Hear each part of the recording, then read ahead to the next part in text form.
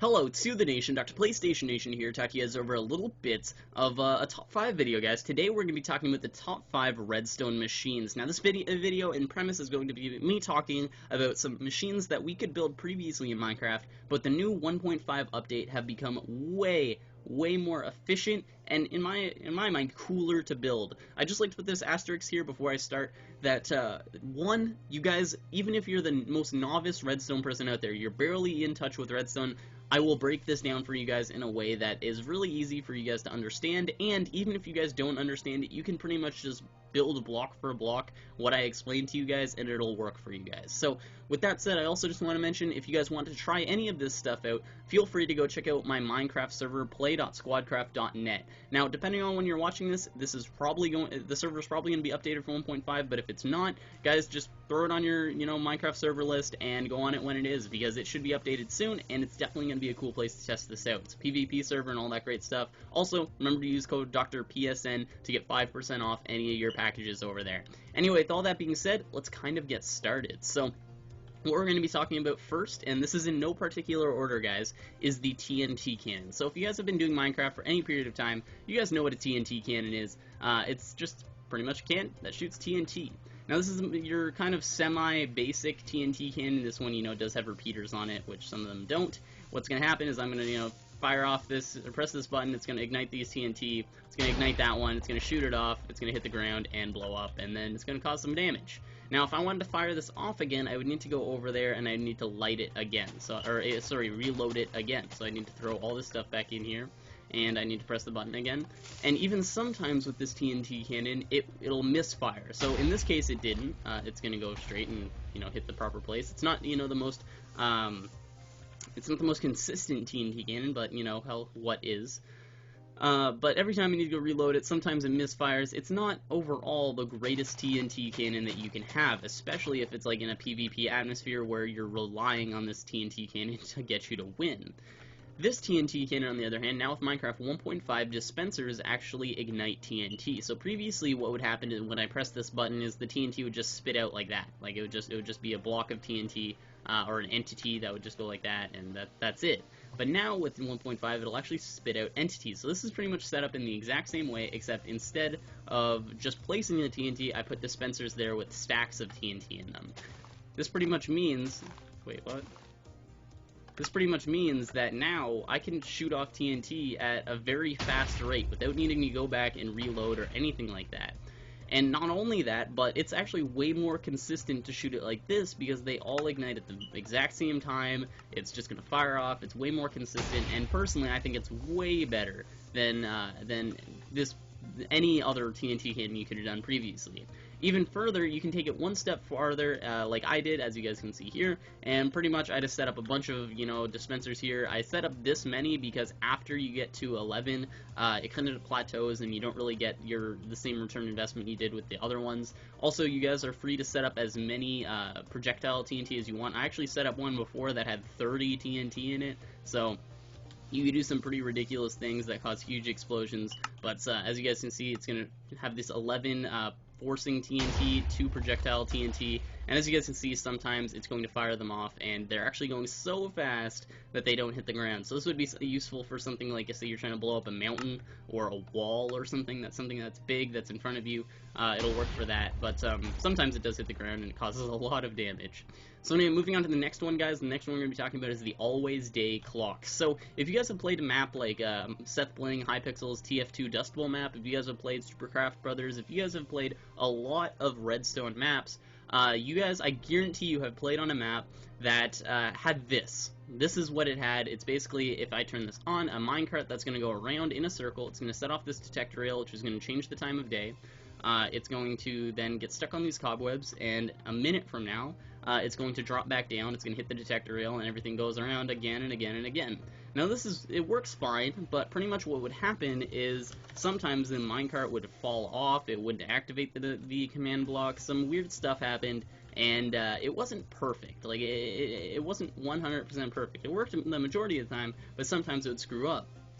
Now, With the new Minecraft 1.5, you have these things like daylight sensors, you have comparators, and if you set up something like this, I'm not going to explain fully what this does, because again, it is quite complicated, but pretty much all you need to know is if you set up the blocks like this, a dispenser, comparator, daylight sensor, comparator, a block, a redstone torch, and then a command block, this will work. Now, I have the dispenser full, like 100% full, and my comparator here on subtract mode. So pretty much what it's doing is this daylight sensor is going to output a redstone signal depending on what time of day it is. So the later it gets in the day, the weaker the redstone signal is going to be.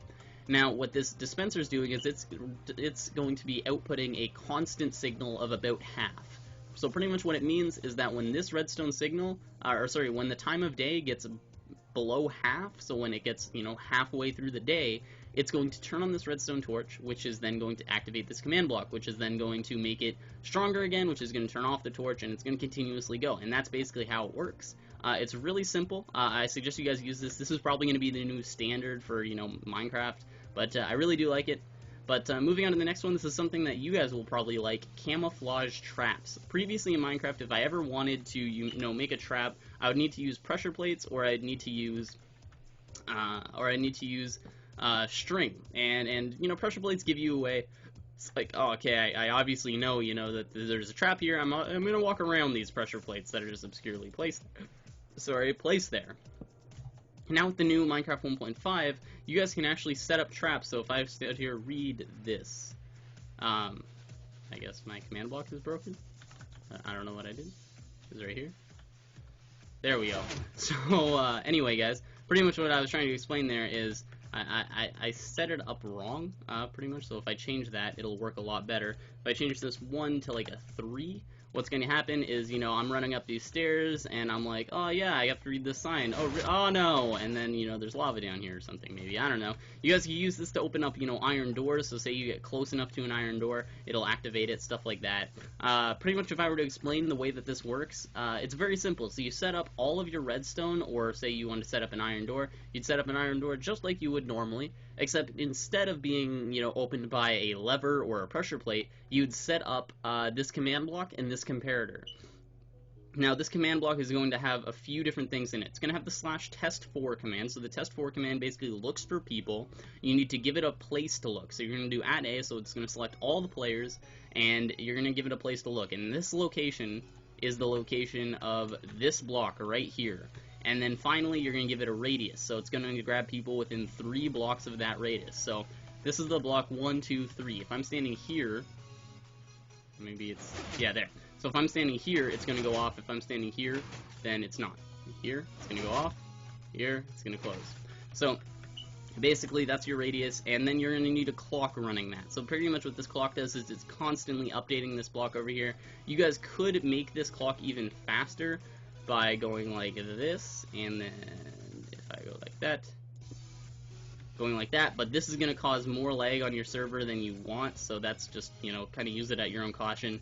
And then finally, so that's something you guys can use for adventure maps, puzzle maps, all that great stuff, or even if you're off on a server, you guys can use it. But moving on from that, guys, finally, or second to last one we're going to talk about is the anti-cheat item locks. So what the anti-cheat item locks is basically a fancy way of saying you can't cheat anymore when it comes to pressure plates. So previously, what map makers would need to do is they would need to set it up so that in these weird ways so that people couldn't cheat, so that, there's a pressure plate by the door. Say you were supposed to go find 5 golden apples or something, and in order to get through to the next level, you need to get 5 golden apples. Previously, you'd have a pressure plate there. In that pressure plate, you could throw one item on, it's going to open up the door. You could throw, a million items on. It doesn't matter what you throw on, it'll still open up the door. But, I actually wanted that. I should have kept that. These are weighted pressure plates. What you can do now with them is you can set it up so that, say I'm supposed to go get 5 pieces of TNT, I need to throw all 5 pieces of TNT on there. Even if I throw 4, it's not going to open. It's only going to open when I throw that 5th piece. Now, I'm going to run through, and I actually set it up so that, I could grab the TNT as I run through. 1, 2, 3, 4, 5. So as you guys can see, I can just grab it on my way out, and then, I'm all fine. But you guys could easily fix that by moving it farther down. Pretty much this is really cool. The way that this works is very, very simple. Pretty much it's just some redstone that leads to a redstone repeater, and then that redstone repeater lights off some more redstone, and it's very simple how this works. And it's just basically the more items I put on this pressure plate, the stronger the signal gets. So if I throw 1 item on this pressure plate, as you guys can see, it's going to be 1 strong. If I throw 2, it's still going to be 1 strong. 3, it's still going to be 1 strong. 4, it's still going to be 1 strong. But at the 5th item, and 5th item, it's going to be 2 strong. So then that'll set off the repeater and all that stuff. So that's basically how it works. You guys can go to the Minecraft wiki and check out the exact strengths. It goes, basically the light pressure plate goes up to 56. So up to 56 blocks, that's a full signal strength. So the next one we're going to be talking about, and the last one, is the auto chest stacking machine thing. I couldn't think of a good name for this one. But this basically is 0 redstone required. No redstone at all for this. This is actually one of the cooler ones, one of the ones that I definitely suggest you guys do in your Minecraft world. First of all, this is a trapped chest. This is like a normal chest, except for the way you craft it is a tripwire hook next to a chest. And basically what this does is it outputs a redstone signal when you have it open. So depending on how many people have it open, it'll be a stronger redstone signal. If you have 1 person, it's a redstone signal of 1. If you have 2, then it's 2, and 3, 3. But pretty much what that means is this hopper, there's a hopper underneath it. What that means is when I have it open, it won't grab any items from me, or it won't pull any items. It's only when I escape that now if I look back into it, it's empty. Now, what it did is it didn't take my items or do anything like that. What it did is it just pulled them into these other chests. Now, like I said, 0 redstone required. It's just hoppers, literally just hoppers in a row with chests, and it moved all my stuff down here. Now, this is useful in a situation where, you know, you want this at the exit of your mine or something, like just this one chest, and then you want to hide all of your chests over here. You could also use, you know, a little bit more advanced redstone and figure out ways to make, you know, hopper minecarts move your stuff so you can get your stuff moved from place to place and all that cool stuff. But this is definitely something cool. I really do like this, and I think it's really convenient. But anyway, guys, this video is kind of getting a little bit longer than I wanted it to be, but I showed you guys some cool stuff. The map download for this will be in the description, so you guys can go download that and see all of this stuff block for block, make some cool TNT cannons, you know, figure out exactly how this the daylight sensor works and all that cool stuff. But anyway, guys, hopefully you did enjoy. Remember to like the video if you guys liked it. Remember to subscribe to Join the Nation if you already haven't, and all that great stuff. Anyway, I'm the Doctor, and I'm out. Peace. And I'm back, guys, so hopefully, again, you guys did enjoy. If you guys want to see any other redstone-related videos, you guys can feel free to click on the annotation on the left, which will direct you to my Minecraft 1.5 show. You guys can go click on that and watch all of my Minecraft 1.5 videos, or you guys can click on the right side of the screen on any of the specific videos you guys want to see, like you guys can check out the comparator, the hopper, redstone, blocks, all those things, and see specifically what to do with them, what they do, and all that stuff in depth. But anyway, guys, hopefully you did enjoy. I'm the Doctor, and I'm out. Peace.